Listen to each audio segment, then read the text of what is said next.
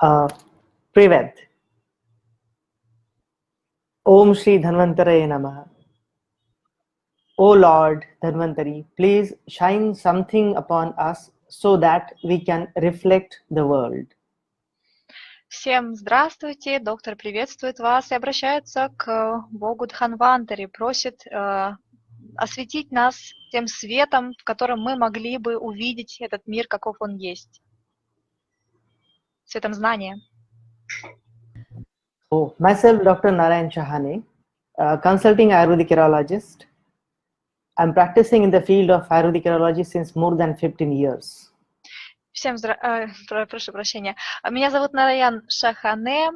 Я практикующий, консультирующий врач, уролог. Практикую в сфере аюрведической урологии уже 15 лет. A warm welcome to everybody to the session of this Ayurvedic urology, the most promising and amazing branch of Ayurveda, an evidence-based approach. И я приветствую всех вас на этом вебинаре, который посвящен аюрведической урологии, наиболее многообещающей, удивительной области аюрведы, той области, которая полностью основана на научно-доказательной медицине. Welcome to world's first and only Ayurvedic urology center, Brahma Ayurveda. И также хотела бы представить вам первый многопрофильный госпиталь, исследовательский и научный центр одновременно,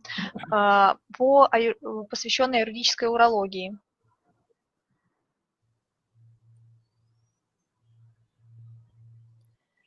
The area in which I'm working is the diseases of lower urinary tract. The most prominent disease of this area is urethral stricture. Я в основном специализируюсь на заболеваниях нижних мочевыводящих путей, и одним из основных здесь заболеваний является структура мочевыводящего канала. Along with that, there are many conditions like benign prostate hypertrophy, bladder outlet obstruction, interstitial cystitis, etc. Помимо этого, касательно заболеваний нижних мочевыводящих путей, есть еще другие заболевания, такие как доброкачественная. Could you please repeat the disorders again? Okay.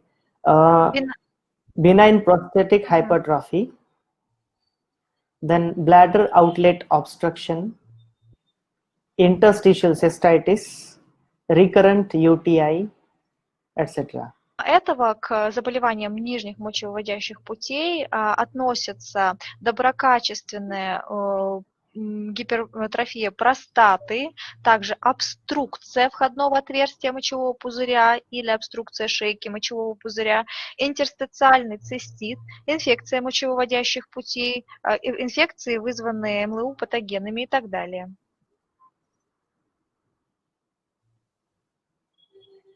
Before going to the actual topic, we'll discuss anatomy of the concerned region in short.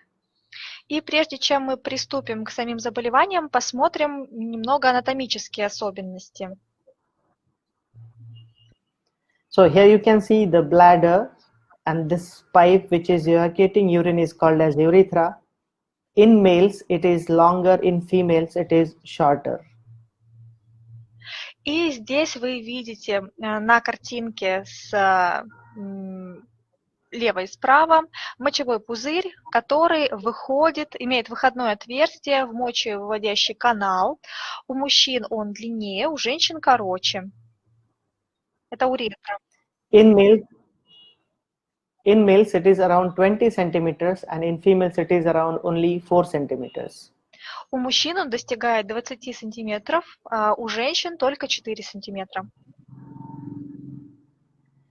At the base of the bladder there is a wall, the sphincter, which controls the urine.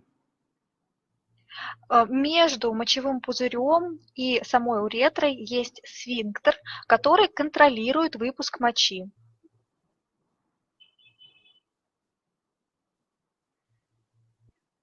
Here we need to understand the physiology of bladder. Здесь важно понять, как устроен физиологический мочевой пузырь. Bladder is a bag made up of a muscle. Мочевой пузырь – это такой мешок, который сделан из мышечной ткани. As long as around 400 to 500 ml of urine is collected in the bladder, we never know about that. And once that limit is attained, we get the urge to pass urine. 400 milliliters, right? 400. Yes, 400. Пока наш мочевой пузырь не наполнился мочой до 400 миллилитров, мы не чувствуем позыва и как бы не знаем об этом. Когда этот лимит, уже рубеж перейден, и мы достигаем 400 миллилитров и больше, мы начинаем чувствовать позыв. Though we get the urge, but still we are able to hold the urine with the help of the sphincter. Да, мы чувствуем позыв, но при этом мы можем удерживать мочу при помощи силы сфинктера. As soon as we enter the washroom, we just relax this sphincter and the flow of urine starts. Когда мы идем в туалет, мы просто расслабляем этот сфинктер, и начинается течение мочи. So when the bladder is full, the muscle, which is called as detrusor muscle, contracts, and at the same time, the sphincter relaxes. This is called as detrusor sphincter synergia.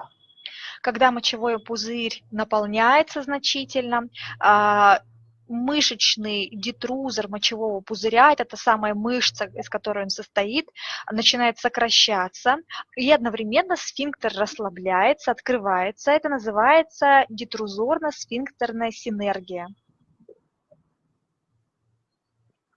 In Ayurveda, the physiology of Apan Vayu, actually Apan Vayu is an energy, very, very crucial energy, which governs the physiology. В аюрведе же есть концепция апана ваю, такое понятие. Апана ваю является очень важной, жизненно важной энергией, которая управляет физиологическими процессами. Apan Vayu is an energy which is responsible for holding these things like semen, menstruation, stools, urine, and fetus up to certain limit. And once that limit is attained, the same energy expels it out. Итак, апана ваю – это энергия, которая управляет физиологическими процессами, связанными с семенем, менструацией, стулом, дефекацией, мочеиспусканием и движением плода. Она управляет, контролирует эти физиологические процессы. Когда наступает пик определенный физиологический, она начинает отвечать за их исторжение из организма, будь то семяизвержение, менструация, дефекация или роды. So like as far as urine is concerned, around 400 ml urine is collected in the bladder, the same energy holds it. And once that limit is attained, the same energy expels urine out. Same with, for example, fetus. Like the Apan Vayu holds fetus up to almost 9 months. And once that limit is attained, the same Apan Vayu, that energy will expel that fetus out. Получается, что пока, например, в мочевом пузыре находится 400 мл всего мочи, та же самая апана ваю контролирует ее удержание. Как только лимит превышается, апана ваю контролирует исторжение. То же самое и касается, например, беременности и родов. На протяжении 9 месяцев апана ваю контролирует сохранение ребенка внутри утробы, удерживает его там. И по истечению срока она отвечает за роды. So thus, this energy is really very crucial, very important for normal physiology of this lower urinary tract. Мы понимаем, что апана ваю – это важнейшая энергия, которая очень важна для нормального протекания физиологических процессов, всего, что касается нижних мочевыводящих путей в данном случае. Now, when this energy is disturbed, there are typical lower urinary tract symptoms. They are in short called as LUTS. Again, there are 3 distinct classes. The first one is storage LUTS. И когда эта энергия нарушается, когда ее функционирование нарушено, мы получаем различную симптоматику заболеваний нижних мочевыводящих путей или коротко МВП, и мы видим определенную симптоматику перечисленную.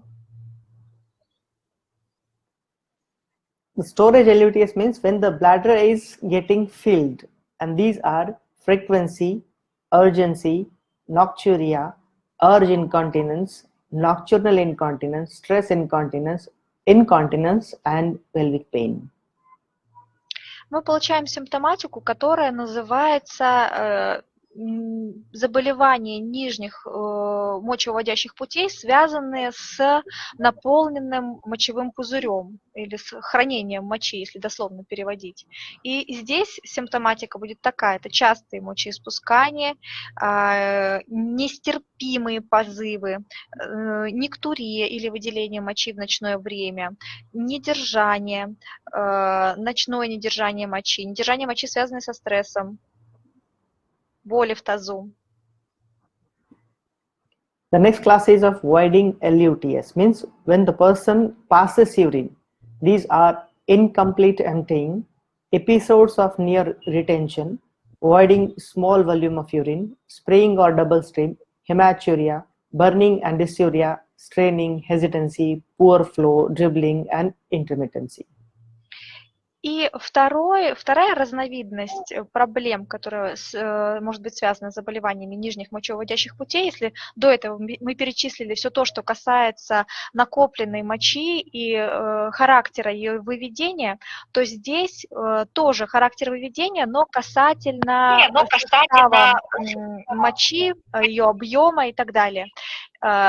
Здесь мы видим неполноценное выведение мочи, удержание мочи, выпуск мочи небольшими порциями, да, или количеством, двойная нарушенная струя, гематоурия, жжение, дисурия, напряжение, отсрочка струи, слабая струя, подтекание, капание, прерывистость. There are certain additional LUTS like hemospermia, retrograde ejaculation, discharge from urethra, reduced ejaculation force, pain in scrotum or testicles, dyspareunia, and fever with chills and rigors. И есть еще дополнительный ряд симптомов и проблем. Это может быть гематоспермия, ретроградная эякуляция, выделение из уретры, слабая сила эякуляции, болевые ощущения в мошонке, в яичках, диспарeuния, а также жар, повышение температуры с мурашками, ознобом.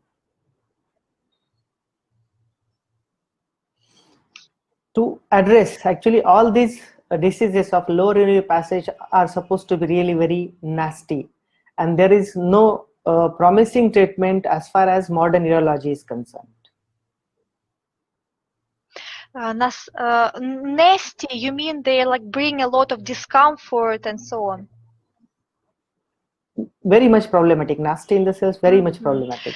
И касательно заболеваний нижних мочевыводящих путей, нижней части мочеполовой системы, мы понимаем, что эта проблема достаточно проблематичная для лечения, и касательно современной медицины не так многообещающими выглядят современные методы.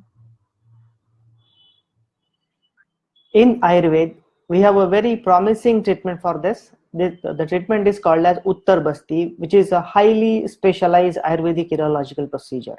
В аюрведе же у нас есть один метод, который называется Уттарабасти. Он является очень узкоспециализированной аюрведической урологической процедурой, очень эффективной. Uttarbasti is a non-invasive procedure with minimal or almost no pain. There is no need of anesthesia. Urethral catheterization is also not required. In this procedure, we introduce an oil-based or water-based medicine into the bladder without introducing a catheter. We introduce oil-based or water-based medicine without using a catheter. Yes. Это неинвазивный метод, который предполагает минимальное количество болевых ощущений или отсутствие их вообще. Не требуется анестезия, не требуется использование уретрального катетера. Это лечение может стать частью ежедневной программы лечения легко. И плюс ко всему, это очень многообещающий вид лечения. Там используются лекарственные средства на водной или масляной основе. Они вводятся в уретру без использования катетера.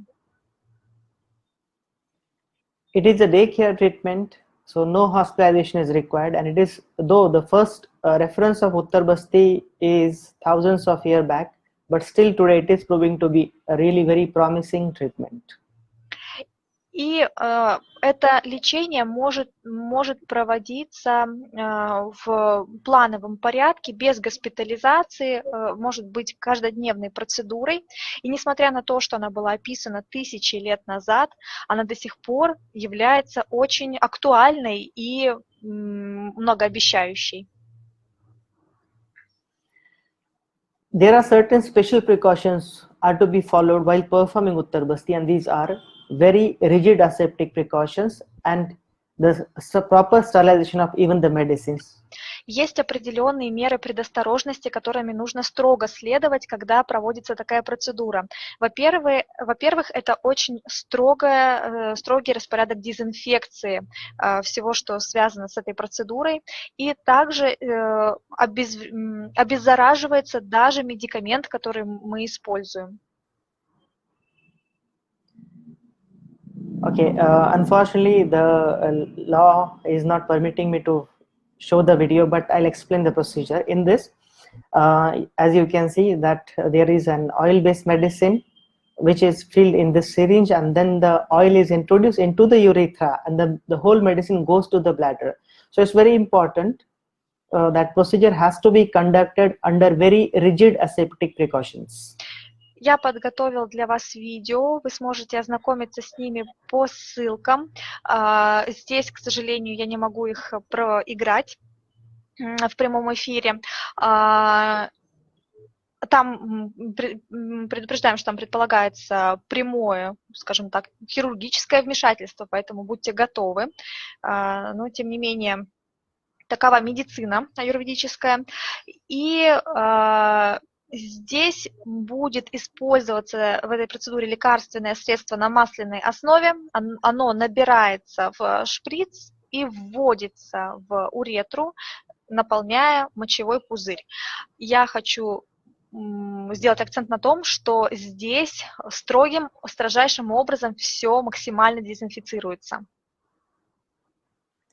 The medicine is introduced very gradually inside urethra. Медикамент очень постепенно, плавно вводится в уретру. Generally, we introduce around 60 ml of the medicine, and the whole medicine goes to the bladder, and from there it works. Обычно средний объем лекарственного средства это 60 мл. Оно достигает мочевого пузыря и оттуда оказывает свой лечебный эффект. Wherever possible, we use disposable, and rest of the things are properly sterilized with standard autoclave technique. Большинство лечебных инструментов, которые мы используем, все материалы в основном являются одноразовыми. Все, что нельзя использовать как одноразовый инструмент, дезинфицируется тщательно. The procedure is absolutely painless, and immediately after the procedure, the patient can resume his or her daily routine. Процедура абсолютно безболезненна, и сразу после нее пациент может вернуться к своим обычным делам. In case of females also, we do it the same way. Касательно женщин, там то же самое.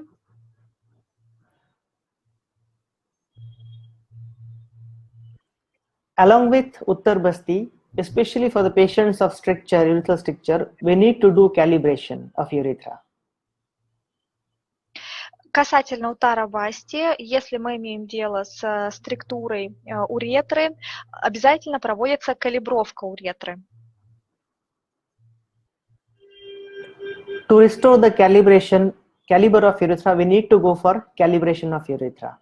Для того, чтобы восстановить калибр самой уретры, мы должны применить калибровку. For that, initially we introduce a local anesthetic gel, and then we introduce catheters ranging from 10 French size to almost 20 French size, gradually.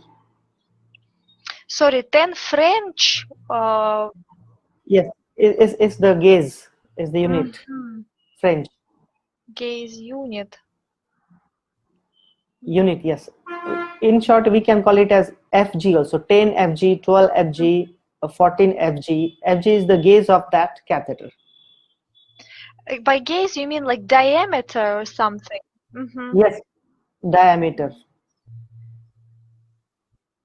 The thickness of the catheter. Could you name the same in milliliters or sorry, millimeters? Actually, okay. It's not. It's generally, actually in India, the standard we follow is like 10, 12, 14, 16, 18, 20 French or FG catheters. If we divide it by 3, then we get the millimeters. Like if it is 18 French, then it is 6 mm diameter, that way. 1 second, let me check this. So 3.3 mm diameter to almost 6.6 mm diameter. 3.3 mm to 6.6 mm. Thank you. Thank you. It's yeah, better. И для калибровки мы вводим катетер, который обычно от 3 миллиметров до 6 миллиметров в диаметре. Okay. When we are able to introduce 18 French, means 6 mm catheter, that means we have achieved the normal caliber of urethra. Если нам удается ввести катетер, который 6 миллиметров в диаметре, это значит, что нам удалось достичь нормального калибра уретры. Now let us discuss this most prominent disease, urethral stricture. И давайте теперь обсудим наиболее распространенную проблему, это структура уретры. Urethral stricture means there is narrowing in the passage of urethra, as you can appreciate in this image here. Структура уретры – это заболевание, которое проявляется сужением мочеиспускательного канала, как вы видите на картинке сужения. Basically, urethra is a collapsible pipe. So it has got its two distinct qualities. One is elasticity, with which it can open and close, and the second is caliber. Caliber means the maximum extent to which that collapsible pipe can open is called as the caliber of that collapsible pipe. На самом деле уретра – это достаточно гибкая трубка, которая может закрываться, открываться. Ее два основных качества – это эластичность и определенный калибр. Ее эластичность позволяет ей открываться и закрываться, а калибр – это максимальный диаметр, на который она может раскрыться. Basically, urethra remains closed for 24 hours. It opens only when a person passes urine, and once the urine is passed, it collapses again. На самом деле, обычное состояние уретры – это сложенное состояние или закрытое состояние, и она раскрывается в диаметре только тогда, когда происходит процесс мочеиспускания, и закрывается затем обратно. So these two qualities, elasticity and caliber, are really very important for the normal functioning of urethra. Вот эти два качества, эластичность и калибр, очень два важных качества для нормального функционирования уретры. So the pathology of urethral stricture starts with a wound or ulceration inside urethra. И патологический путь структуры уретры начинается с определенной ранки или язвы в уретре. Whenever there is wound on any part of our body, that wound, the size of wound significantly contracts. Когда у нас на теле есть какая-то рана, она начинает в итоге стягиваться, зарастать. So when there is wound inside the urethra, obviously even that wound also contracts. And with that, the whole pipe of urethra gets constricted.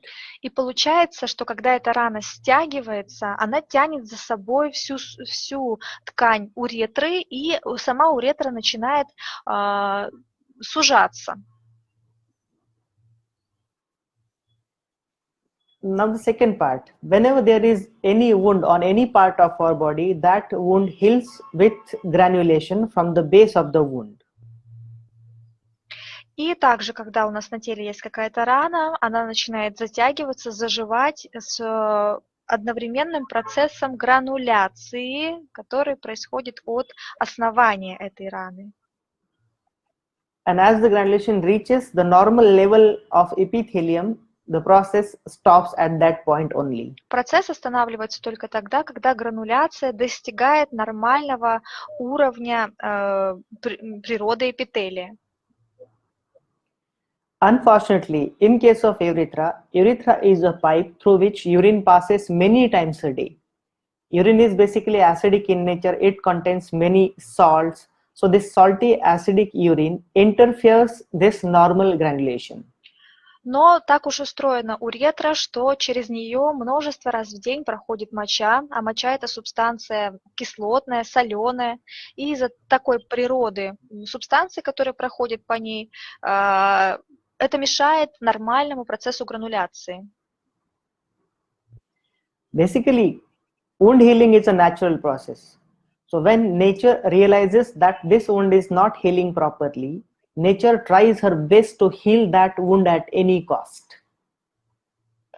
Наш организм так устроен, что он бросает свои силы на заживление раны, и если это не происходит должным образом, то организм начинает пытаться изо всех сил сделать все, что можно, лишь бы эту рану заживить. And unfortunately, in that attempt, the rate of granulation significantly increases. И поэтому здесь, в этом случае, уровень грануляции очень сильно увеличивается. And that's why the process of granulation, which should stop at the normal level, there is little over or hypergranulation. Поэтому процесс грануляции, который должен был быть остановиться, по идее, он продолжается, и происходит небольшая гипергрануляция, чрезмерная грануляция.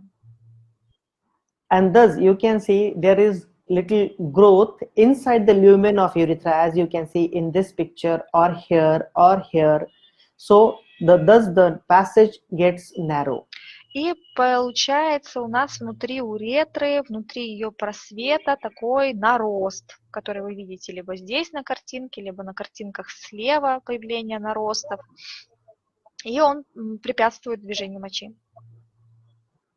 This overgrown tissue or hypergranulation is initially soft, but later it turns into spongiofibrosis, which is the actual scar tissue of the stricture. Поначалу такая гипергрануляция достаточно мягкая по своей природе, но затем она уже переходит в спонгиофиброз, который является шрамовой тканью. And this fibrosis, being rigid or hard, obviously the elasticity is lost, and the elasticity is lost at the same time caliber is also lost. И из-за того, что присутствует вот такой нарост, грубый, твердый, естественно, нарушается эластичность уретры, а если эластичность нарушена, то нарушен и калибр. And thus the physiology, the normal functioning of urethra is disturbed. И тогда с чисто физиологической точки зрения физиологическая функция уретры тоже нарушена. As far as the treatment of urethral stricture is concerned, it is mainly managed surgically. И говоря о структуре уретры, в основном методы ее лечения хирургические. The first is urethral dilatation. In this, under anesthesia, different size dilators are introduced into urethra. Either they use metal dilators starting from smaller one, then they introduce the bigger one, or they use Teflon dilators. So first is the Urethral dilatation. do you introduce analgesic medicine first or no? Yes, it is under anesthesia. Generally, they use general anesthesia, and under anesthesia, they introduce the dilators into urethra to open up the stricture. So first they introduce the smaller ones, smaller in diameter, Yes. and then during Yes. the same procedure they introduce bigger ones. The bigger one, yes. И первый из методов – это уретральная дилатация, расширение уретры при помощи специальных стиков, да, или катетеров, которые вводятся в уретру. Сначала они меньшие по диаметру, затем большие по диаметру вводятся во время одной и той же процедуры. Все это проводится под общей анестезией. When they introduce the dilators, obviously that spongiofibrosis breaks and a new wound is formed, and that's why even after urethral dilatation, the stricture recurs within 1 year. Но пока этот стик вводится, спонгиофиброз, который был внутри уретры, нарост, который был в ее просвете, он сбивается этим стиком, и на его месте образуется новая рана. Получается, что в течение 1 года после такой операции нарост снова возвращается, и ситуация возвращается. The second option is urethrotomy or visual internal urethrotomy. In this, a scope is introduced into the urethra and the constricted part is cut open this way using a blade that is called as urotome, or using a laser, either holmium or thulium. A laser, so it may be either bladder or laser, and yes, either they use a blade or laser to open it up, to cut it open. И есть еще опция, это уретротомия или прямая визуальная внутренняя уретротомия, когда вводится либо хирургическим ножом удаляется этот нарост, либо лазером. Again, unfortunately, there is a wound inside urethra, and as we earlier discussed the pathology, because of that wound, the stricture recurs around 1 year of the surgery. Но опять-таки образуется открытая рана, которая таким же образом потом заживает, и в течение 1 года мы получаем возобновление заболевания. That's why most of the time, after this surgery, most of the urologists ask that patient to use self-catheterization, also called as CISC. Self-catheterization, what does it Yes. mean actually? What does the patient is supposed to do? Okay. The urologist teach the patient to introduce a catheter into the urethra to maintain the caliber of urethra, so it should not close again. So the patient would actually constantly have catheter inside. Yes. No, the patient introduces it and removes it. That has to be done every day, almost every day initially.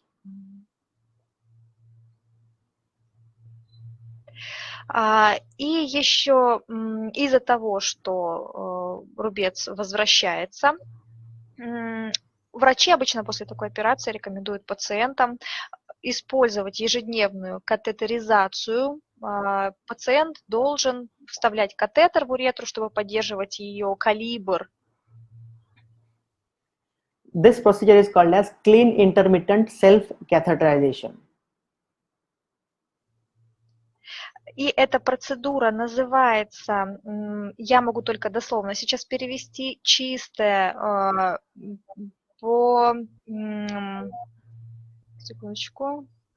чистая регулярная самостоятельная катетеризация.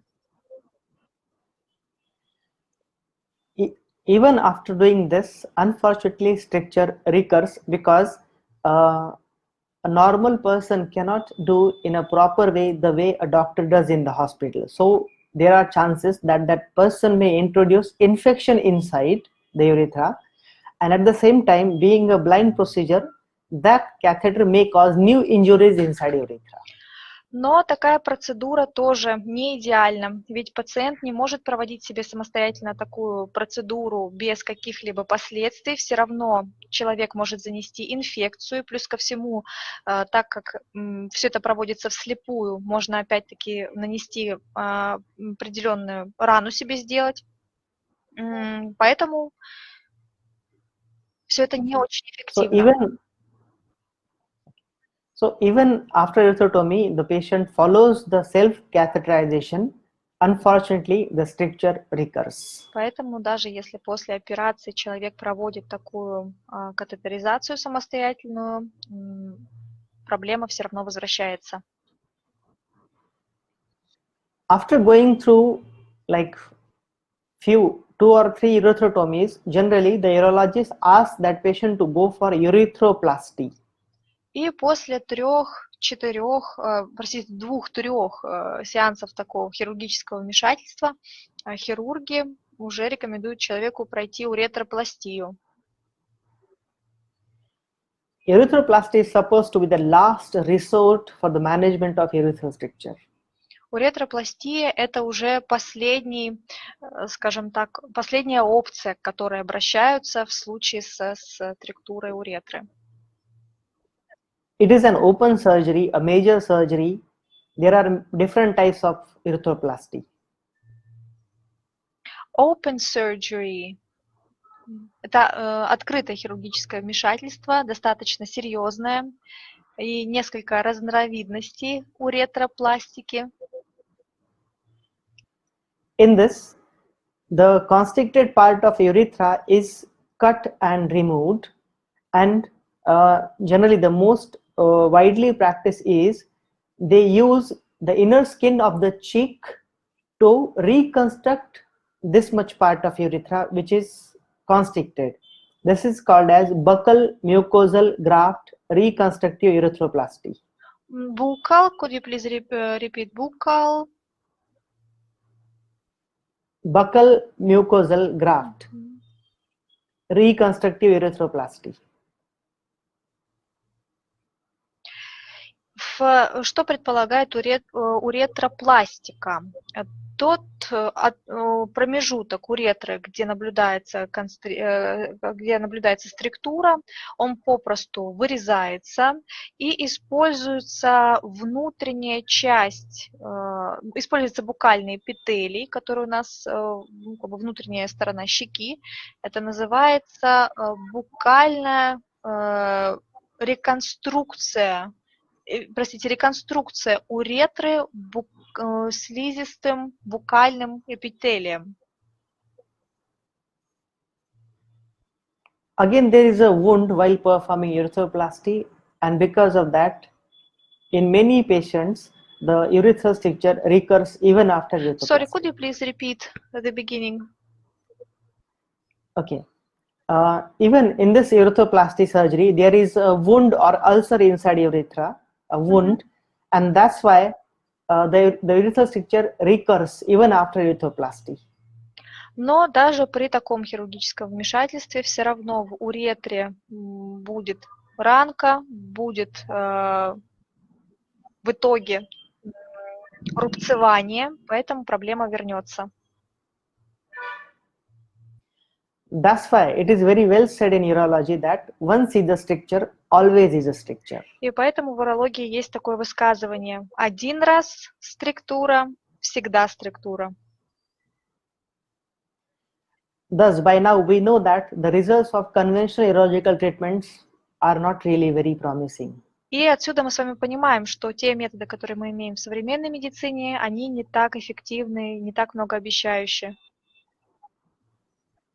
And despite of so much advancements in modern urology, the treatment of urethral stricture remains a challenge.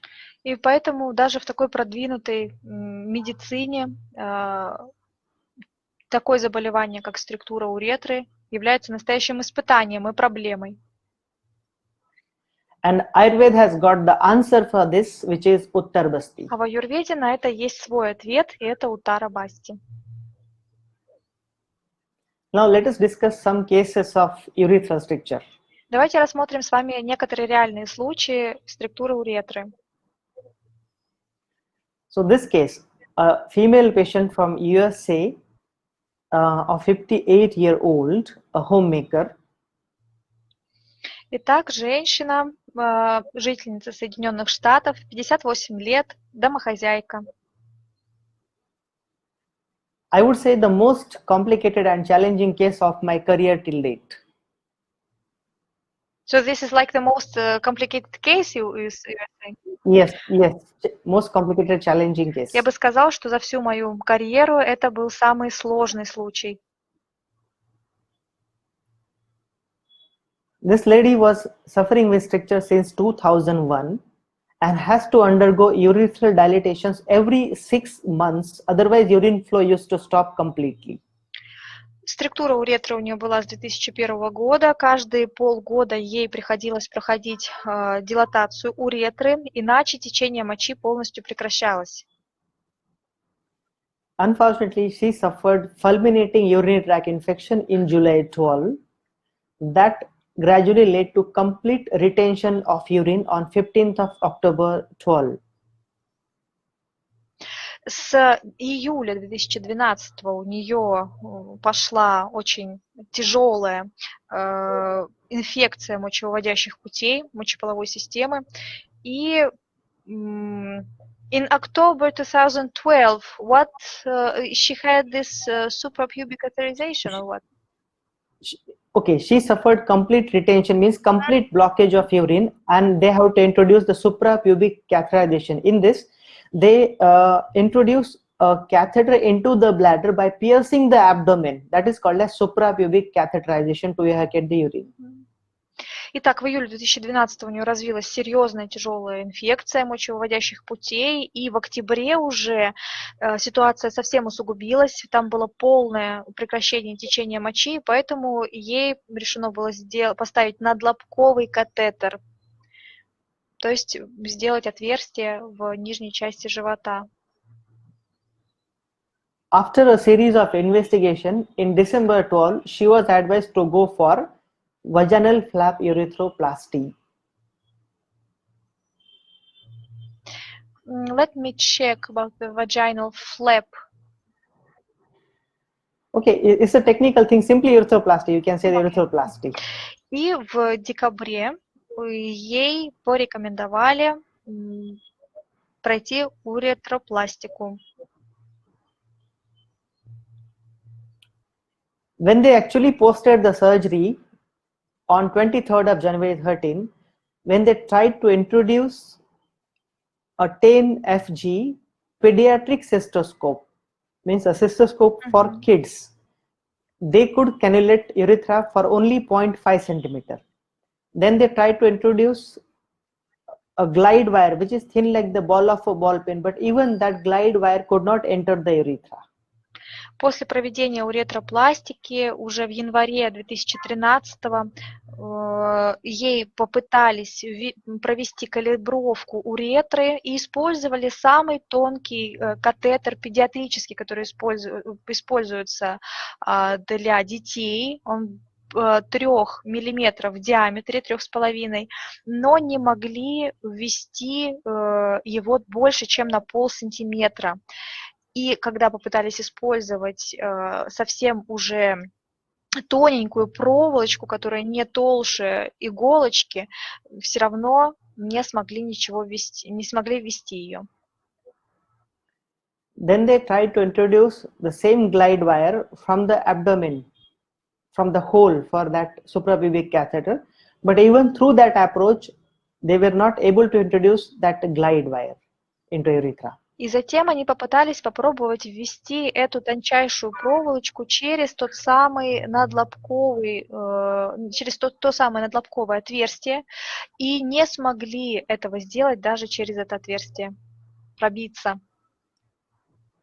I have got all the notes, operative notes of this patient from California, USA, by the operating surgeon. So the urethra was completely blocked. Я читал отчеты врача, который занимался ее операциями в США, и действительно уретра была полностью заблокирована. So obviously they have to abort the procedure, they have to stop the procedure, and they explain that lady that she has to lead rest of her life with this tube only. Все попытки им пришлось прекратить, и женщине сказали, что просто до конца ее дней она будет ходить вот с таким катетером.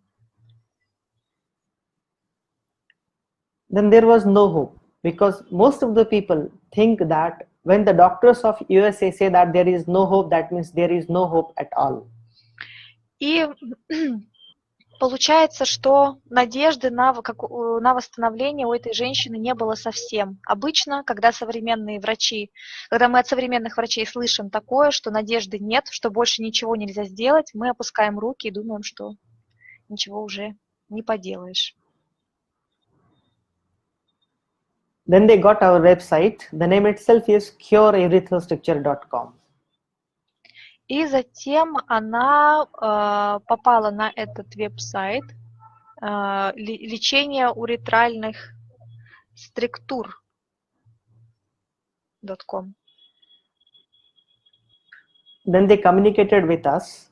It was very hard for them to believe that an Indian doctor, that an Ayurveda doctor says that it is curable. How come?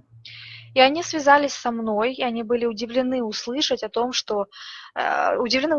врача из Индии, от аюрведиста, что эта проблема решаема. Как так? Подумали они.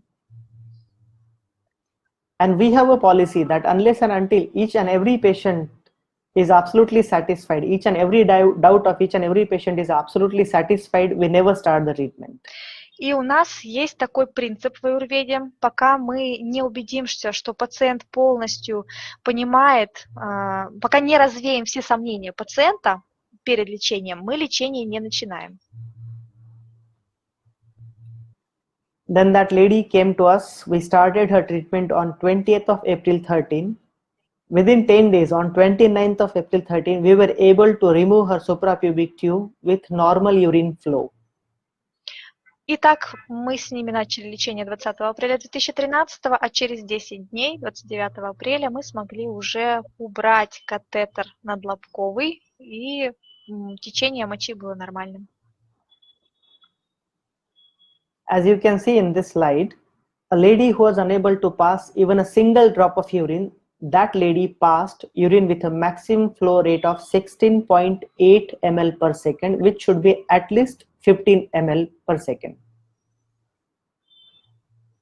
И эта женщина, которая буквально не могла выдавить из себя ни каплю мочи, теперь могла спокойно испражняться, и это причем с такой достаточно хорошей скоростью, 16 миллилитров в секунду. The average flow rate is 12.4. It should be around 10 ml per second, and this was without straining.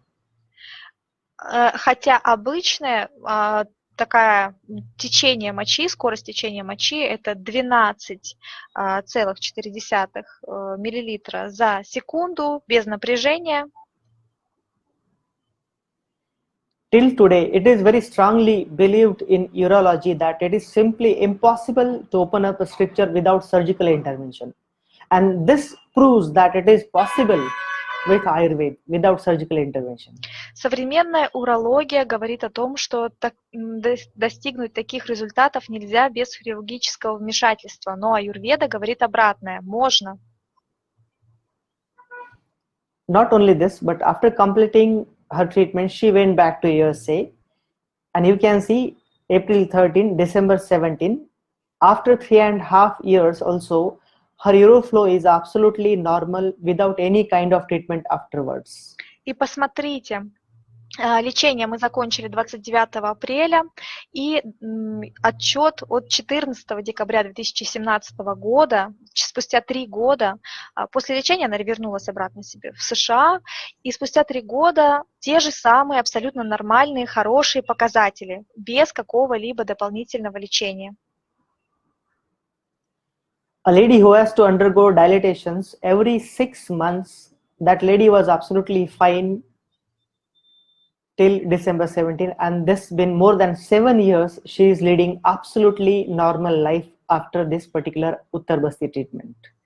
Этой женщине приходилось проходить через дилатацию уретры на протяжении нескольких лет, каждые полгода, а сейчас уже 7 лет спустя наше лечение, она до сих пор в норме. So this clearly disproves the belief of urology that once is a stricture, always is a stricture. И это полностью опровергает высказывание о том, что один раз структура, всегда структура. Yet we have treated more than 215 cases of urethral stricture successfully with proper follow-up. So we'll discuss one more case. У нас было более 200 успешных случаев лечения в этой области. Мы рассмотрим еще.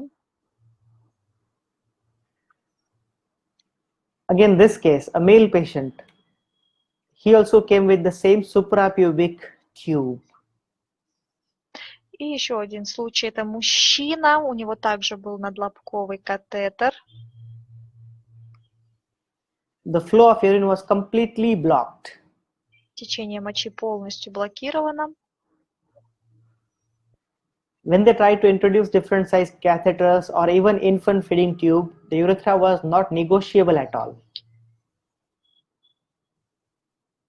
Как они пытались ввести уретральный катетер и также даже зонд для питания тончайший, но это было невозможно пробиться.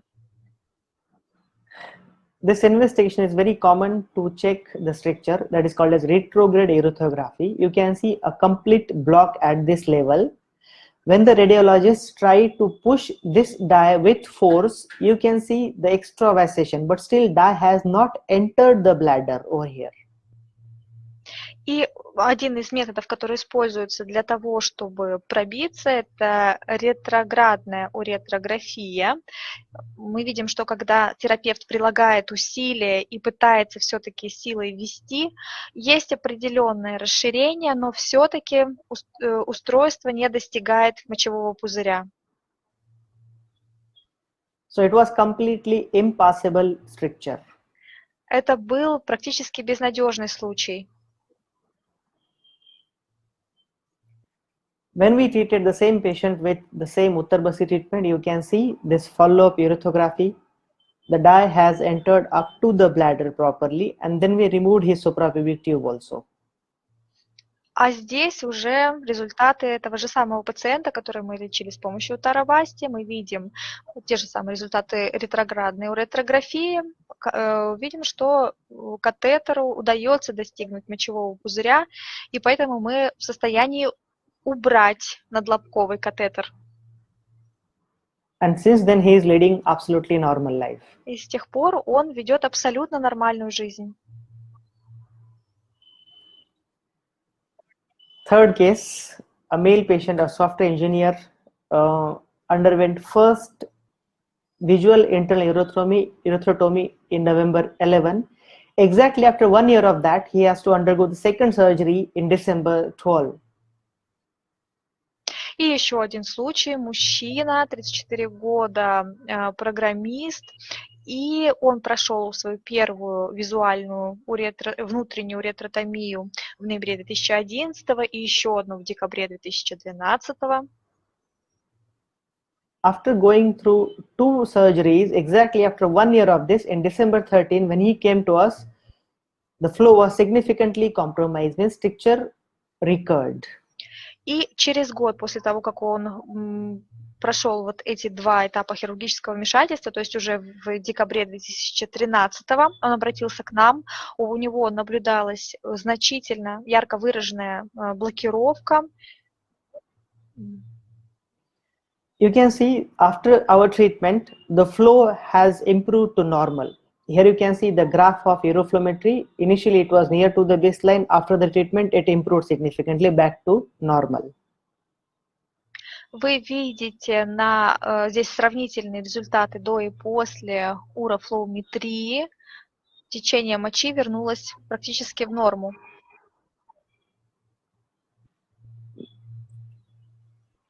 We treated him in December 13. After 4 years of our treatment, when we repeated his uroflowmetry in December 17, you can see even after 4 years, his uroflow was absolutely normal after any kind of treatment. Итак, он обратился к нам в декабре 2013, в декабре 2017, спустя 4 года после нашей первой встречи, результаты были те же, абсолютно нормальные показатели урофлоуметрии. So again, this case disproves the belief once is a stricture, always is a stricture. Опять-таки, это опровергает высказывание о том, что тот, у кого один раз была структура, у него всегда будет структура. Look at this case. This guy underwent so many surgeries like VIU, 3 urethrotomies, followed by 1 urethroplasty. Even after that, he underwent 4 visual internal urethrotomies, followed by 1 dilatation, and even after that, he was doing self-catheterization daily. И еще один мужчина, у которого было в списке много хирургических вмешательств. Здесь у него и 3 лазерных визуальных внутренних уретротомии, за которыми следовала уретропластика, и еще лазерная внутренняя визуальная уретротомия 3 раза, и еще одна, потом дилатация. И после этого он еще вдобавок и должен был ежедневно проводить самостоятельную катетеризацию. And still his flow was very much compromised. As you can see here, the maximum flow was only 6 ml per second. The graph was near to the baseline. After the treatment, that everything improved significantly, and since then, this guy is also leading absolutely normal life since May 16. Когда он к нам обратился, даже после всех этих хирургических вмешательств, его течение мочи было достаточно затрудненным, сложным. Вы видите, что по урофлоуметрии у него совсем близко к основанию графика, да, его линия. И после лечения все наладилось, течение мочи стало приблизительно 16 мл в секунду.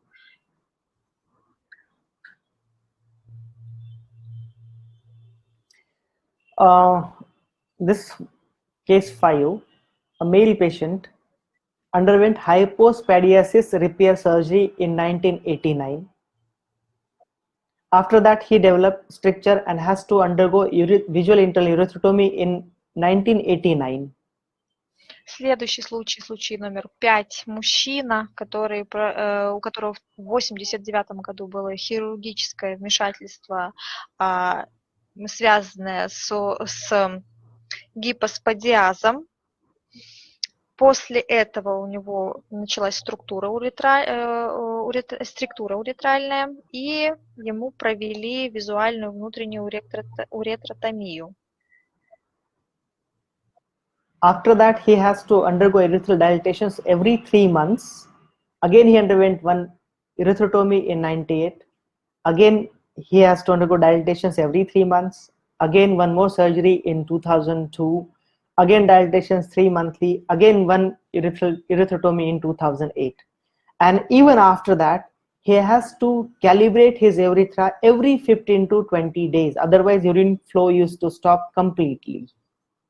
И затем следовала череда постоянных процедур уретральной дилатации и уретротомии, которые сменяли друг друга. Уретральную дилатацию ему приходилось проходить каждые 3 месяца, и затем следующая визуальная уретротомия у него была в 1998 году, затем опять дилатация каждые 3 месяца, потом в 2002 году опять уретротомия и дилатация каждые 3 месяца, в 2008 опять уретротомия, и он должен был проводить калибровку каждые 15-20 дней. Each time when he used to go for calibration, there used to be significant bleeding, burning, fever, etc. So typical signs of UTI. And because of this, his life was like hell. Да, доктор еще сказал, что калибровку ему приходилось проходить, потому что иначе течение мочи полностью останавливалось. При этом при такой процедуре у него она сопровождалась кровотечением, жжением, болью. Это явные признаки инфекции, и его жизнь была просто ужасна в эти моменты. So was suffering with this since more than 22 years and very much depressed. 22 года он страдал от этой проблемой, и он уже был в депрессии. So when he came to us in June 15, you can see as he came to us immediately after the calibration, his flow was normal. But as the flow used to reduce within 15 days, but you can see here after our treatment in June 15, his flow was absolutely normal even in October, even after 4 months of the treatment. И к нам он обратился в июне 2015-го, обратился он к нам сразу после калибровки, поэтому на момент, когда он к нам обратился, у него было неплохое течение, но уже через 15 дней после проведения калибровки, could you please clarify? So he addressed you in June. You said after 15 days of calibration, he still got normal flow, but it was a bit complicated. Generally, within 15 days of calibration, his flow used to reduce significantly. But after our treatment in June 15, you can see that even in October, after our treatment, his urine flow was absolutely normal. Okay, thank you. Итак, So it didn't reduce. Он обратился к нам сразу после калибровки, мы провели лечение.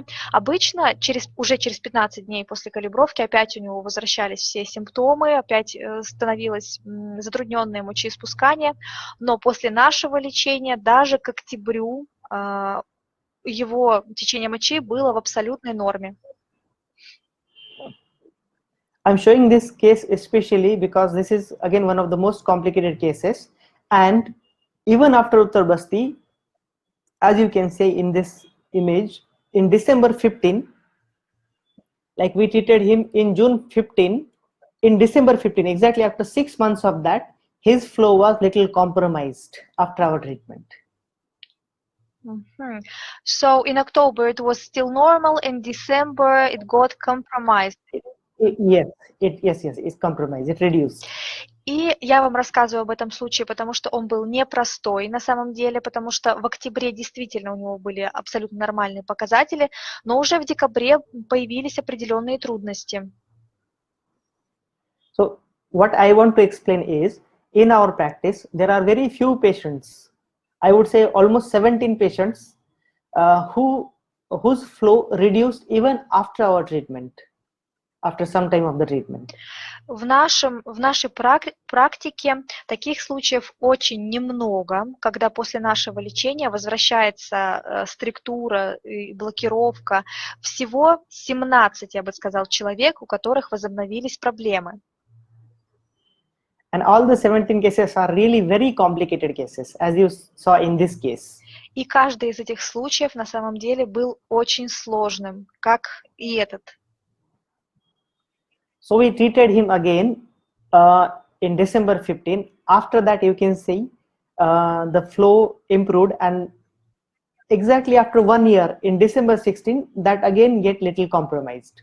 Мы пролечили его в декабре еще раз. Нормализовалось течение мочи, но через год уже So it was not in a year, because between December... Yes, the whole year was absolutely fine.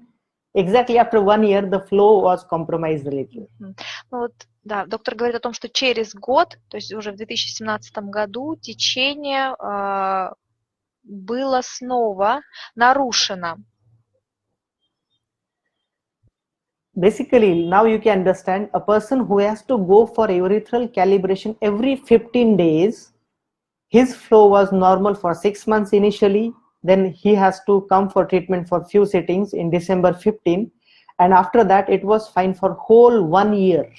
Сравните, да, человек проходил калибровку уретральную каждые 15 дней, а здесь после курса лечения 6 месяцев он жил спокойно. Затем было еще один курс лечения, и целый год после него не было никаких проблем. Again, we treated him in December 16 and in January 17, 5th January 17, you can see the flow is again back to normal. И затем мы его снова пролечили, и пролечили в декабре 2016, в январе 2017 течение снова было нормальным. We repeated his flow in December 17, exactly after 1 year, and even at that time it was normal, and since then he is absolutely normal. So you can see that a patient who was undergoing calibration, urethral calibration every 15 to 20 days, his condition is absolutely normal since January 17 till today. И получается, что последний курс лечения у нас с ним был в 2017 году. С тех пор у него все отлично, проблема больше не возвращается. Представьте себе человек, который проходил уретральную калибровку каждые 2 недели.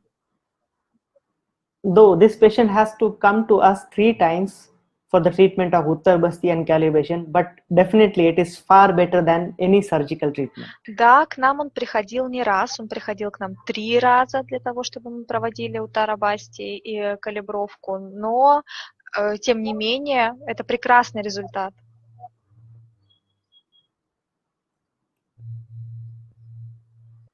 So now we'll discuss a case of post-TURP status. TURP, transurethral resection of prostate, endoscopic prostate surgery. И сейчас рассмотрим с вами случаи, которые касаются восстановления после трансуретральной резекции простаты. This patient underwent transurethral resection of prostate on 29th of September 14. Unfortunately, that resulted into stricture formation and he has to undergo cystoscopy and urethrotomy on 24th of November 14. Итак, мужчина прошел через трансуретральную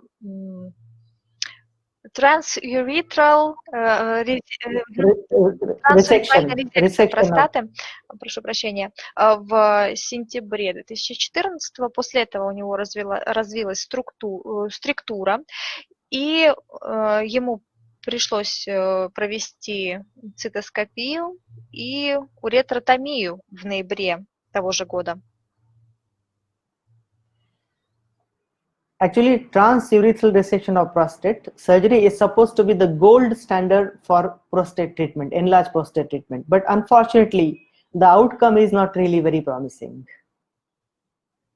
На самом деле, трансуретральная резекция простаты – это один из основных и наиболее эффективных способов справляться с простатитом.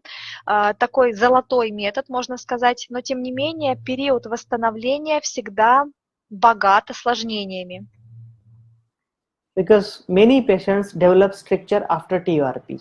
Потому что у большого количества пациентов после такой процедуры развивается структура.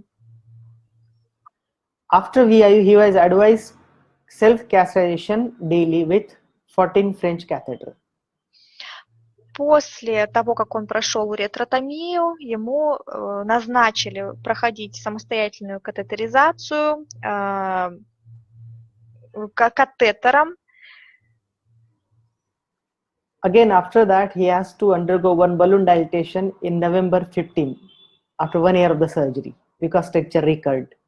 And 14 FG is like 4 millimeters.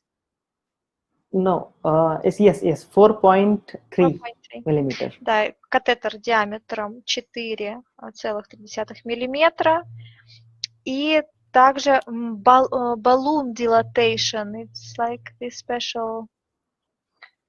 Okay, again, it's a technical thing. In that, they introduce a balloon catheter into urethra, and the balloon is set in the constricted part of urethra, and then the balloon is inflated. Thus, the urethra is dilated. 1 second.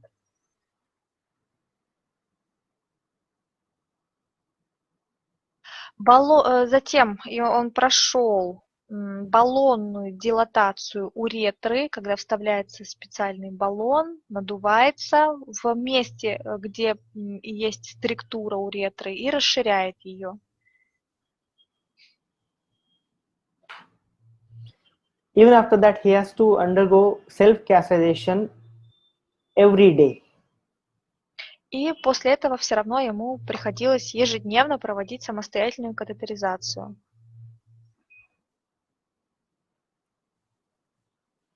You can see his erythrogram.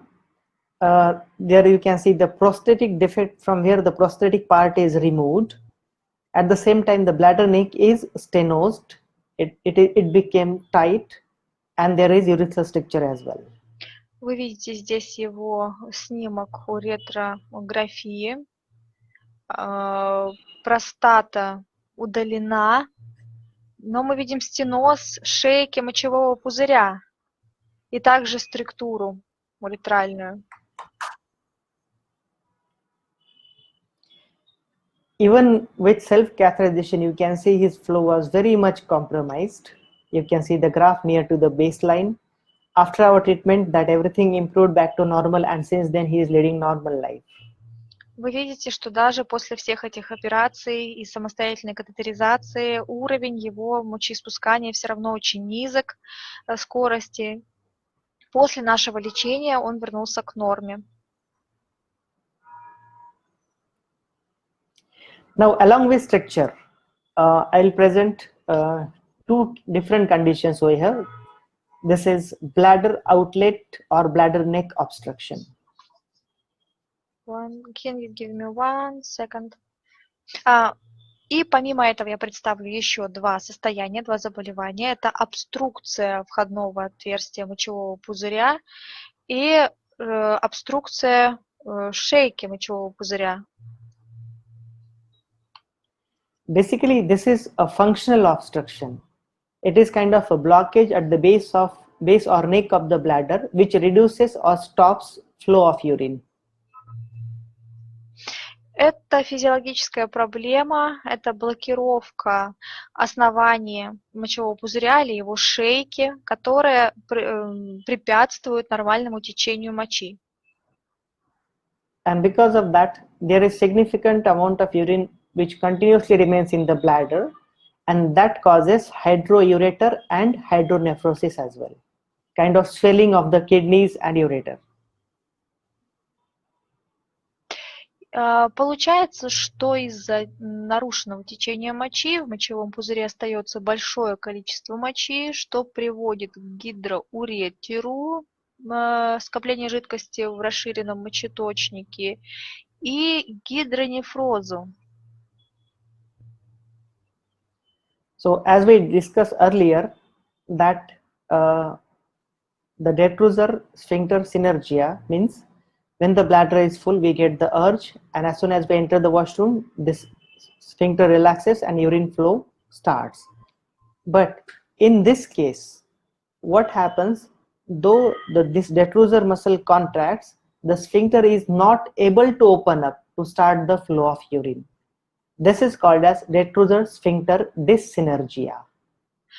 Мы, помните, с вами говорили про детрузорную сфинктерную синергию, когда мочевой пузырь наполняется значительно, мышца, детрузор мочевого пузыря начинает сокращаться, одновременно открывается сфинктер и моча вытекает. Это называется детрузорная синергия. Но бывают такие ситуации, когда мышца сокращается, а сфинктер не открывается. Это называется детрузорная сфинктерная диссинергия. This is again very significant disturbance of apan vayu, and the main reason behind that is vegadharan. Vegadharan means unnecessary holding urine, though you get the urge of urine. It is caused by Vegadharana. Yes. Расстройство связано с сильным расстройством функционирования апана ваю и вызвано вегадхарна, то есть удержанием вега, удержанием позыва к мочеиспусканию тогда, когда этот позыв должен быть удовлетворен. Now let us discuss regarding the treatment. For this condition, we do Uttar Basti. Along with that, we do either Yoga Karma or Kala Basti. Then we teach some yoga and pranayama, especially relaxation techniques, and certain Ayurvedic oral medication.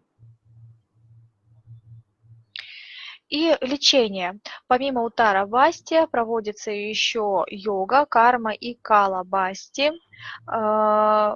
также йога пранаяма, определенные расслабляющие техники и медикаменты для приема внутрь. Let us discuss a case of bladder outlet obstruction. This male patient of 23-year-old only from Australia, Sydney, he came to us for the treatment. Давайте рассмотрим с вами еще такой случай. Мужчина 23 года, австралиец, обратился к нам. His history is interesting.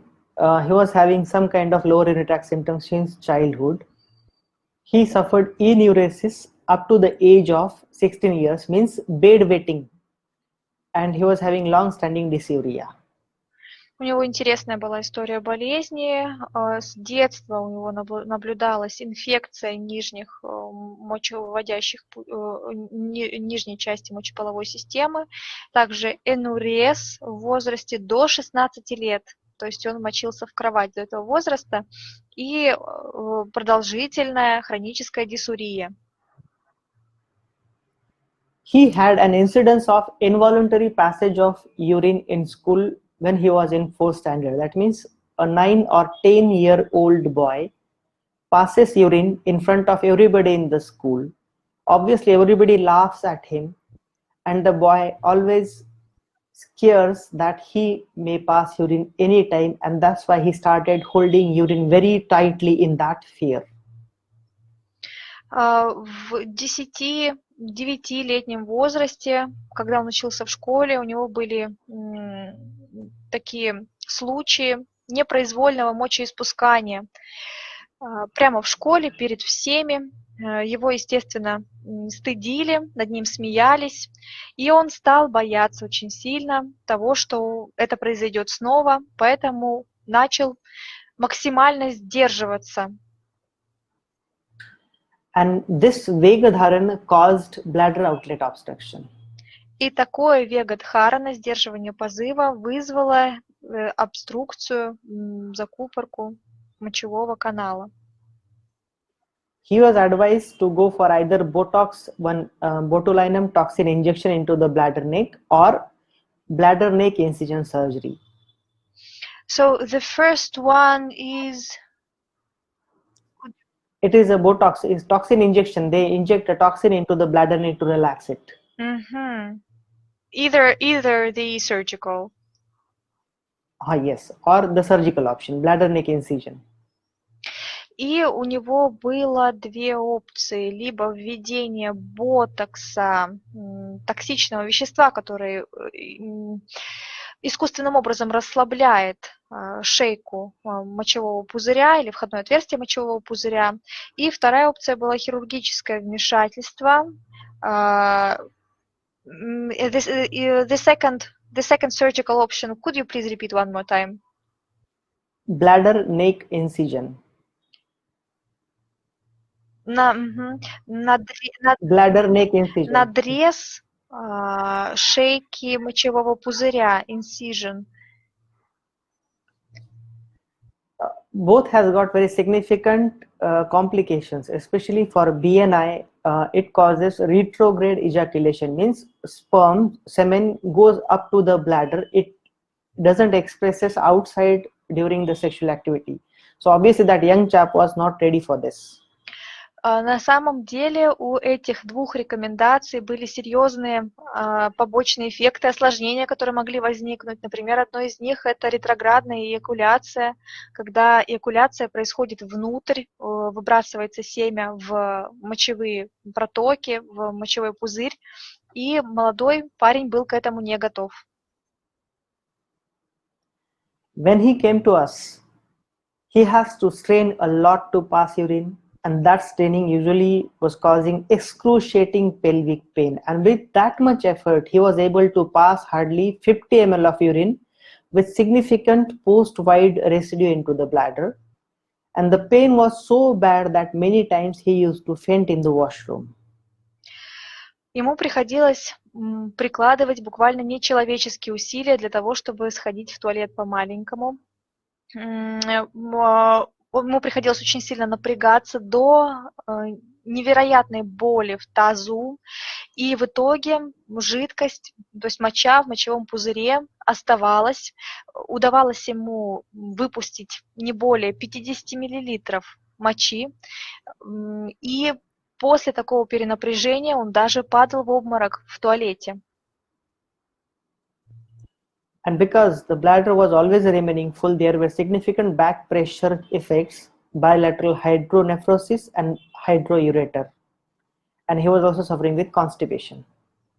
Так как в мочевом пузыре все время оставалось значительное количество мочи, он страдал от боли в пояснице, от двустороннего гидронефроза, также от гидроуретера и от запора. Here you can see when he came to us in December 12, his bladder volume was 710 and the residue, the remaining urine was 660. So he was able to pass only 50 ml of urine with significant back pressure changes. 1 second, could you please repeat with numbers? So the volume of the bladder. The volume was 710 cc. The residue was 660 cc. So he was able to pass only 50 cc. And there were significant back pressure changes. And by cc, what measuring? It's cubic centimeter, ml, milliliter.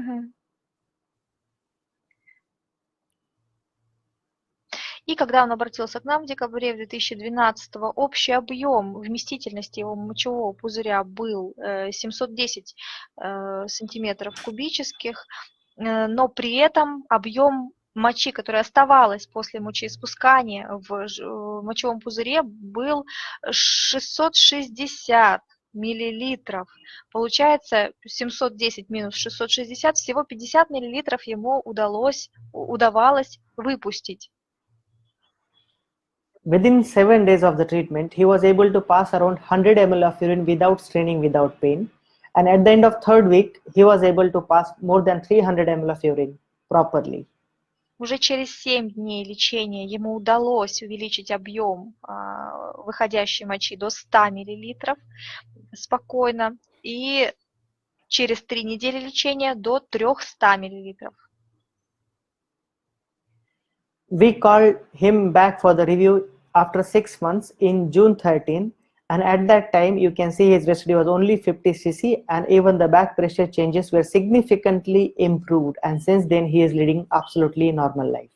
Через 6 месяцев, в июне 2013 он к нам пришел еще раз. На тот момент объем мочи остаточной составлял 50 миллилитров. Он избавился от симптомов, которые сопровождали его проблему, от боли в пояснице и так далее. Он вел абсолютно нормальный образ жизни теперь. Let us discuss one more case: interstitial cystitis or painful bladder syndrome, or Hunner's ulcer or elusive ulcer. This is a condition, again, very, very problematic condition. There is persistent urge to urinate, and the frequency to pass urine is sometimes up to 60 times a day. И обсудим с вами еще одно заболевание. Это интерстициальный цистит или синдром болезненного мочевого пузыря или элюзивная язва. Это достаточно серьезное состояние.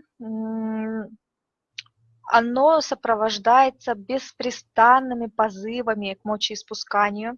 Частота позывов может составлять до 60 раз в день. And especially there is pain or discomfort while the bladder gets full, and that relieves after urinating, and there is pain during sexual intercourse. Также состояние характеризуется болевыми ощущениями в момент, когда мочевой пузырь наполнен, и облегчение, когда он опустошается, и также болевые ощущения во время секса. Let us discuss this case. Actually, bladder outlet obstruction and interstitial cystitis are also the conditions for which there is no promising treatment in modern urology.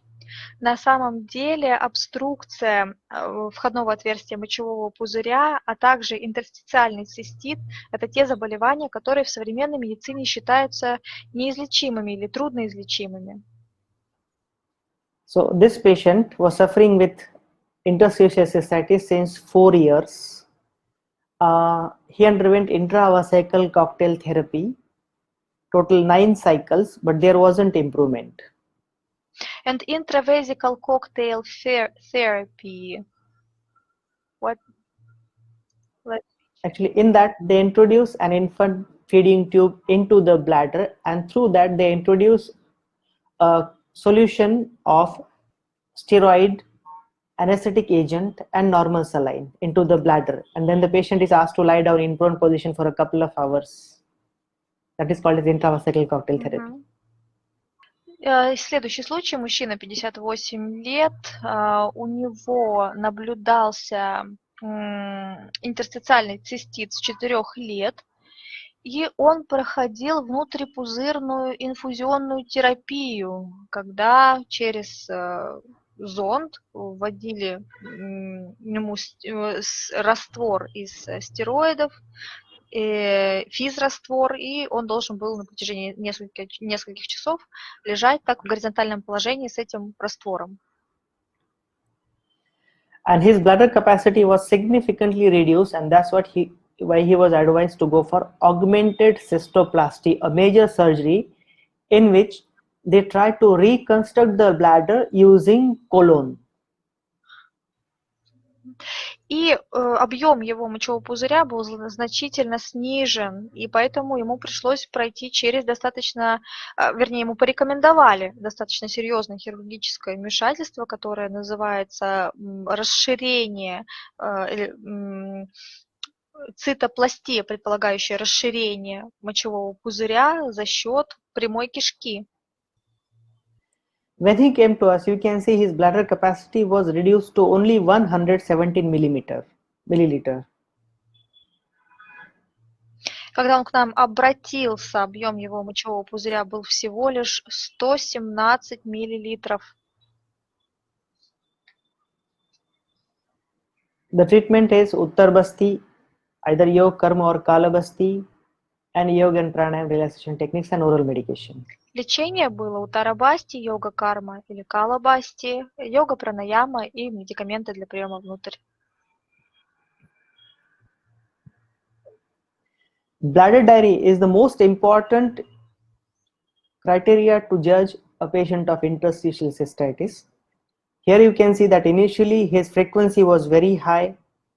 Each time the voided volume was very low.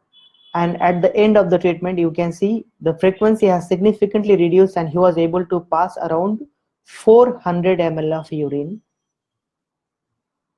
Очень важным в оценивании состояния пациента с интерстициальным циститом это дневник мочеиспусканий. Мы видим, что изначально у него в этом дневнике зафиксирована очень большая частота позывов и очень маленький объем выделяемой мочи. Тогда как после лечения мы видим, что частота снизилась, а вот объем мочи увеличился до 400 мл.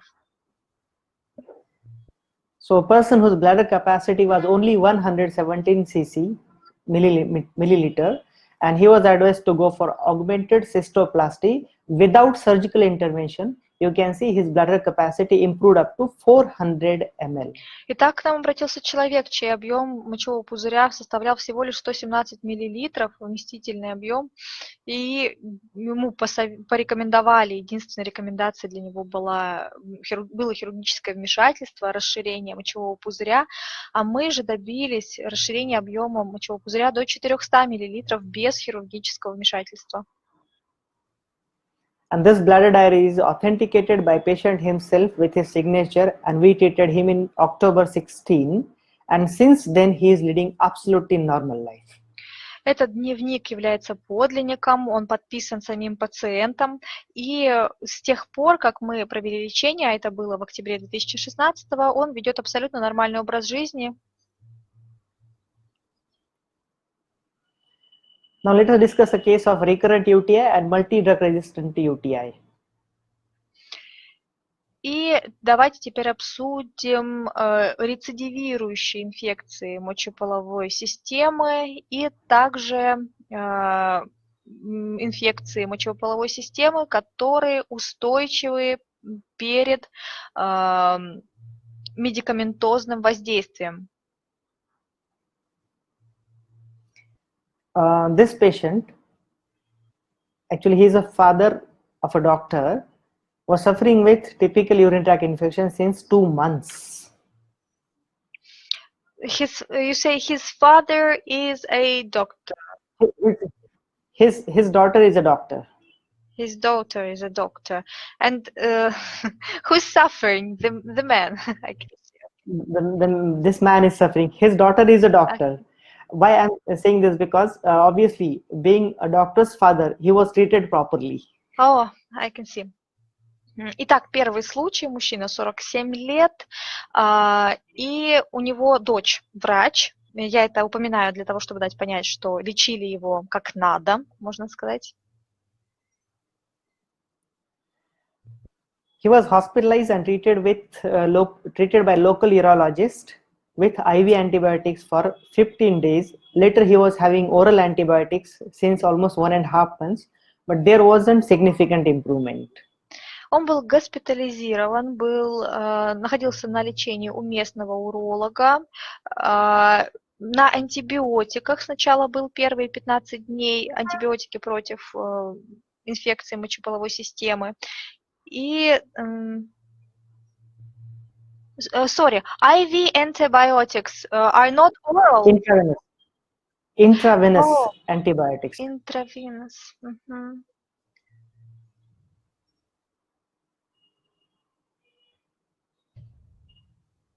Он был, простите, на внутривенных антибиотиках первые 15 дней и затем на пероральных антибиотиках на протяжении 1,5 месяцев, но результата не было.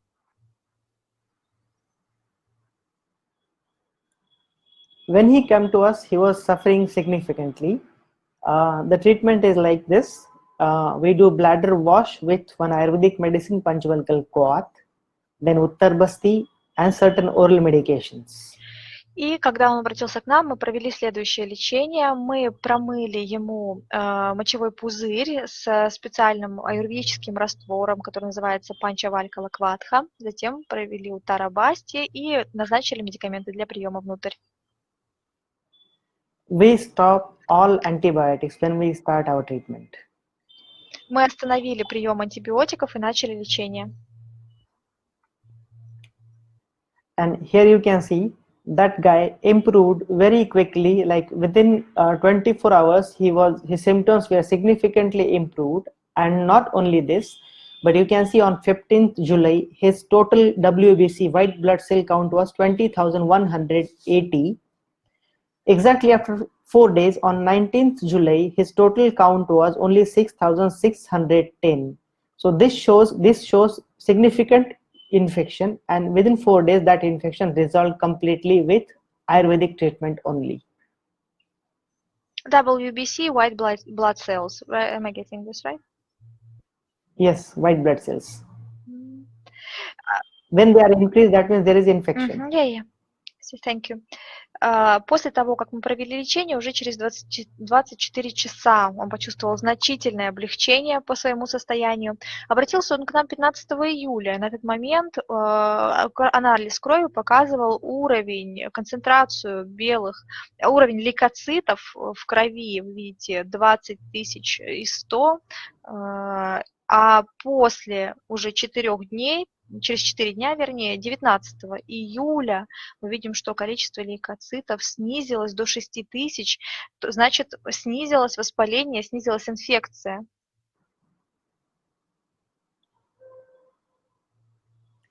So thus, as I'm practicing in the field of Ayurvedic urology, I'm mainly managing the conditions or diseases of lower urinary tract. And these are, like we already discussed with the stricture, BPH and post-TRP status, bladder outlet or bladder neck obstruction, interstitial cystitis, recurrent urinary tract infections, and multi-drug resistant urinary tract infections where no antibiotic works properly.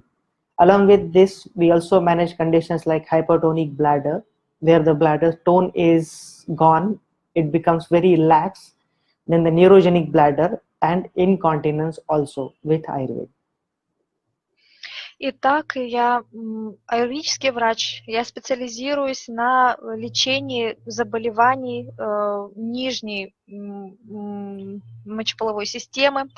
И мы с вами обсудили сегодня лечение тех заболеваний, на которых я специализируюсь. Это структура уретры, это восстановление после трансуретральной резекции простаты, это обструкция входного отверстия мочевого пузыря, это интерстициальный цистит и рецидивирующие инфекции мочевыводящих путей. Помимо этого в своей практике мы занимались и гипотонией мочевого пузыря, и нейрогенным мочевым пузырем, и недержанием. So all these conditions are the conditions where there is no promising treatment in modern urology, and in Ayurveda definitely we have a very promising treatment in the form of Uttar Basti. В современной медицине нет таких многообещающих результатов, тогда как в аюрведе действительно эффективное и многообещающее лечение.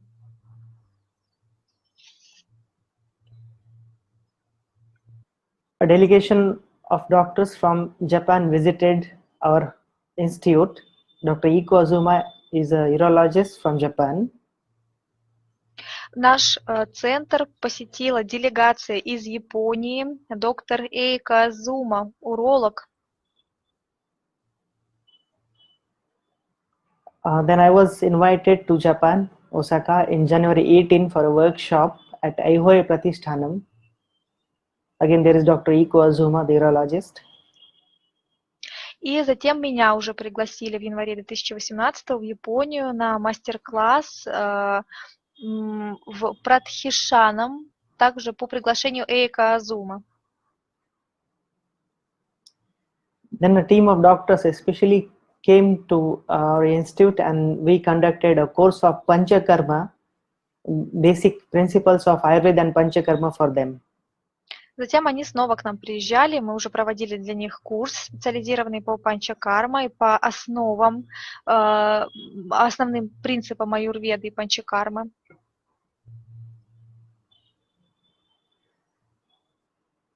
A Russian endocrinologist from St. Petersburg, Dr. Gadziv Nariman, visited our institute. Также эндоуролог из Санкт-Петербурга, русский врач, доктор Гадзиев Нариман приезжал к нам. Then again a delegation of urologists from Singapore, Egypt and Algeria, they especially visited our institute. Like all of them, they especially came to see what exactly Ayurvedic urology means and what exactly we do in Ayurvedic urology. Врачи из таких стран, как Сингапур, Египет, Алжир, приезжали к нам для того, чтобы познакомиться и узнать, что же делает аюрведа для лечения урологических проблем.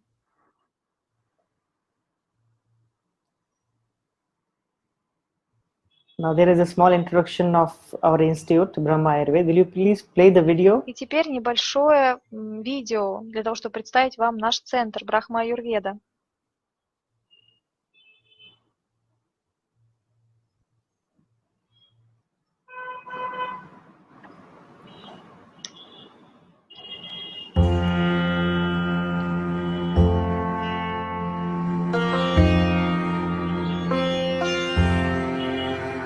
Welcome to Brahma Ayurveda, Gujarat's first ever multi-speciality Ayurvedic hospital with world-class standards. Brahma Ayurveda – первый многопрофильный аюрведический госпиталь с Founded by мировыми doctors Julie стандартами and Narayan лечения. Shahane.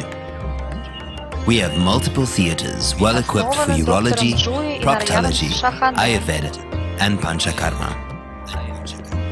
For patients staying over, there are multiple beds, ranging from common to оказывают помощь в VIP, области with special урологии, facilities. проктологии, Guests аюрведические receive процедуры. excellent, healthy food and access to an on-duty doctor around the clock. Here you can receive the best of modern Пациенты healthcare окружены combined with the заботой, age-old wisdom постоянным of наблюдением у Ayurvedic medicine. врачей. Они питаются We receive many local and international только patients for highly качественной specialized пищей. procedures such as the Uttarbasti, an effective cure for urethral strictures, performed in our Ayurvedic Urology Center, the Проводится first and ударобастик, only лечение in уретральных India. структур. Brahma Ayurveda. Единственный центр, Follow the most единственный authentic подобный and updated центр science по of life. лечению урологии в Индии.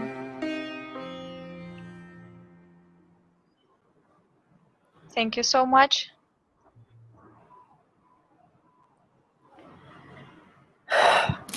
Спасибо. I especially would like to thank Dr. Oleg Sorokin of Namar for inviting me and giving me this opportunity to present this particular Ayurvedic urology branch in front of all the audience. I again especially would like to thank all the support team of Dr. Oleg Sorokin for a very, very smooth and perfect functioning of this webinar. Спасибо. И доктор благодарит, особо хотела бы поблагодарить Олега Сорокина и ассоциацию НАМА за то, что предоставили возможность поделиться информацией с аудиторией, поделиться своим опытом. И вообще спасибо всей команде, которая организовала это мероприятие очень удачно. There are several questions, I guess. Yes. Spongiofibrosis. Can we say that it is kapha imbalance disorder? Sorry? Kapha imbalance. Kapha. No, actually, it's not related with kapha. It is mainly related with vata. Because vata, vayu, it causes hardness, the rigidity. Спонгиофиброз – это не капха-дисбаланс, а Yes. вата-дисбаланс, потому что именно вата вызывает огрубение тканей, ригидность. Thank you. So the questions about pricing in the clinics. So what about pricing for the course of treatment for the urethral stricture? Okay. The course of treatment of urethral stricture is of 20 days. And the cost of treatment is $5,000 for whole complete treatment. And the room, actually we provide food and room, everything to our patients. We provide all the facility. We provide like pick up and drop from the airport. So that facility is charged separately. Лечение для структуры уретры в среднем длится 20 дней, стоимость $5000. Мы обеспечиваем питание, проживание в клинике полностью и также забираем из аэропорта, увозим, транспортировка. How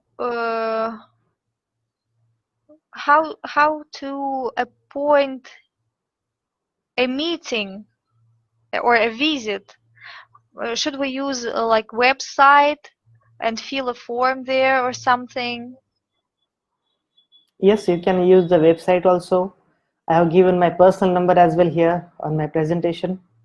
So just feel free to contact me. Even you can, I use the same number for WhatsApp, so you can contact me via WhatsApp or email ID, or even the website is there. So all options are there. И потому, как сконтактировать с доктором и записаться на лечение в клинику, контакты. Доктор оставил свою почту и телефон для WhatsApp. И также на сайте можно посмотреть.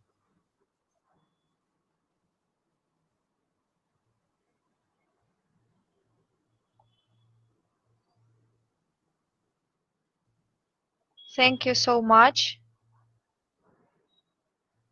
Спасибо. Thank you so much. Goodbye. Any questions? No questions now? Okay. Окей. До свидания. Увидимся. Береги себя. Thank you so much. Be safe too. Take care. Okay. Bye-bye. Thank you. Всем спасибо за внимание. Thank До you. свидания.